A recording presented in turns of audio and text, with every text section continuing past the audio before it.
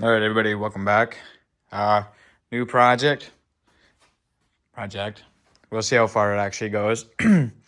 uh, it's a 96 XER SP 440, supposedly raced in one of the i500s.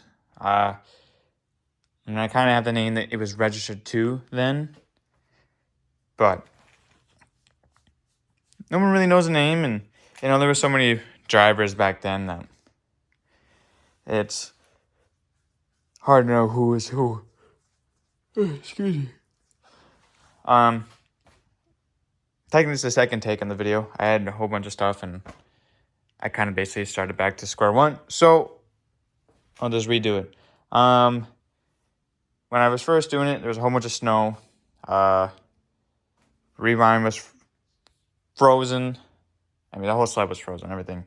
Carbs are still frozen, so we gotta do that. And they're dirty. They are dirty. So gonna do that. I'll keep that to myself for now. But we're gonna heat everything up. I did end up getting the rewind to work and pulling over, so the motor turns. So that's a plus instead of being stuck.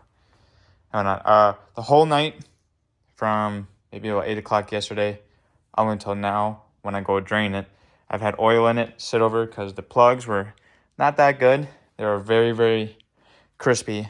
So set some oil in it, and then I'm gonna drain it. Hopefully, get anything that's bad out of it, and then hopefully that helps over time. And then to clean the carbs off,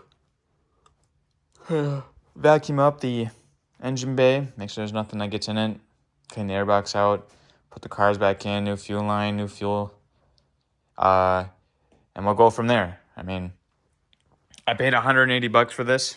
I have the seat in the airbox, so I paid $180 for it. It was supposed to just have a bad brake, which it does have the bad brake, but the motor and everything else was an extra. So, but I'm gonna get going and get these carbs pried off, and I'll probably do the carbs first, just delay as much as I can for the oil to keep sitting in there to get it better, and then I'm gonna heat it up with the heat gun so it comes out nice and easy before I unbolt it, and then we'll go from there. I mean, everything. Oh, sorry. Everything looks right. Chassis is really nice. We're gonna try to heat up this windshield because it's not broken. It's just flat. Got flat on. So, but she's got sparks. She's got this, but I don't trust that CDI box. It may work, but I got a better one, and I got many. So I'll use one of my extra spare ones I got, and hopefully get some better spark into it. So, but again, I'm gonna get back.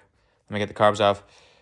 I don't know how I'm gonna work on it, because I mean those carbs are pretty clean. I mean, I'll go buy it. I'll update you guys when I have one carb off so we can get a closer look, see how bad it actually is, and then we'll go from there. So I'll resume it. My God. I'll resume it once I get the carb off. Alrighty. Got the carbs out. And man, they are in rough condition.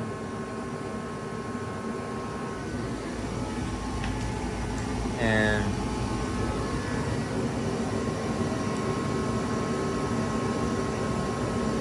so, but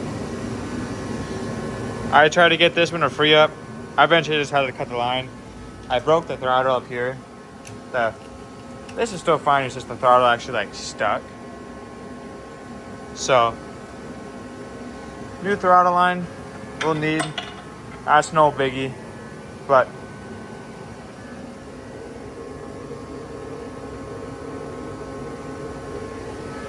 we'll have to get some spray in there and get those pistons checked out.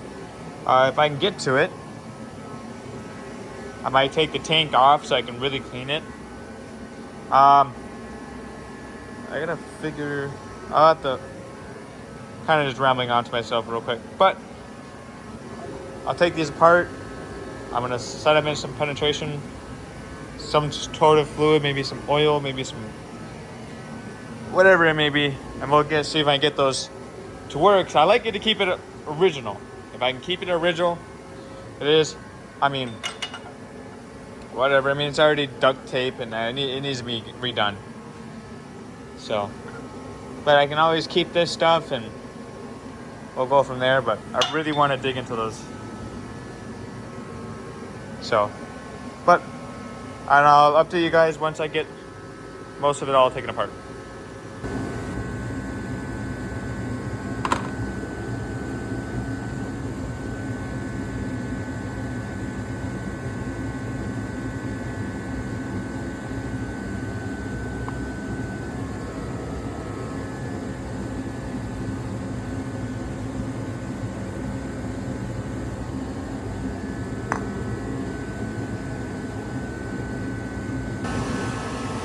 Alrighty, fast forward a little bit.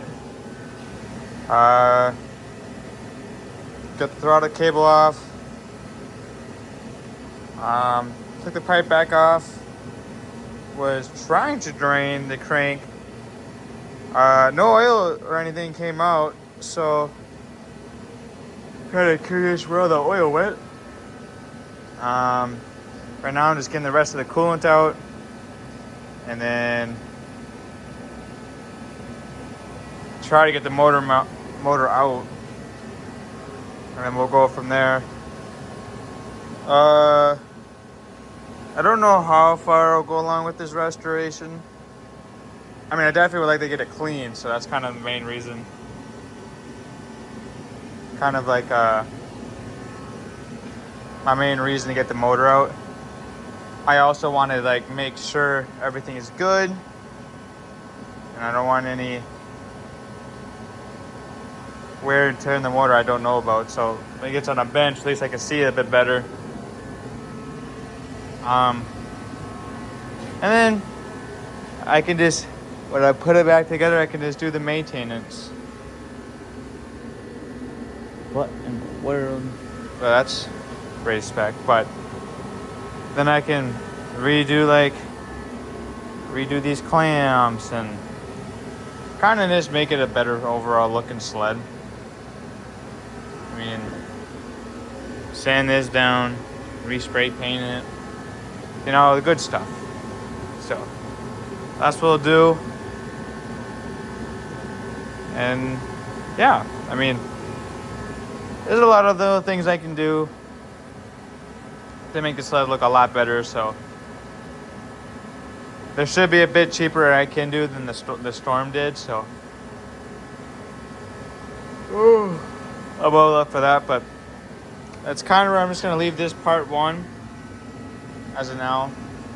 I do have a video clip of the previous night of the motor did firing finally, so I'll throw that in. But yeah, I mean, she's coming together, so that's the good thing. Is, or I should say, it's coming together. It's coming apart and then going back together. So, another little update before I leave. The carbs, I couldn't get them unstuck. Luckily enough, I have a buddy of mine who has an ultrasonic cleaner. Just let me borrow that. We're gonna have them sitting there for a few days. Try to get those all fixed up. So, in the meantime, it's just slowly puts away. Trying to get a new one of these. You know, new skis. Just the frames at least. So we'll do that as well. Anyway, I hope you guys kind of enjoyed this shortest video. Oh shit. And yeah, I hope this build keeps going a lot longer. If any of you guys know if there's a way to get this re-clean, like not it's so yellowy, kind of get it back to clear or more whitish, please let me know in the comments, because I would love to get this not looking yellow. So, but alrighty, I hope you guys enjoyed, and I'll see you in the next video.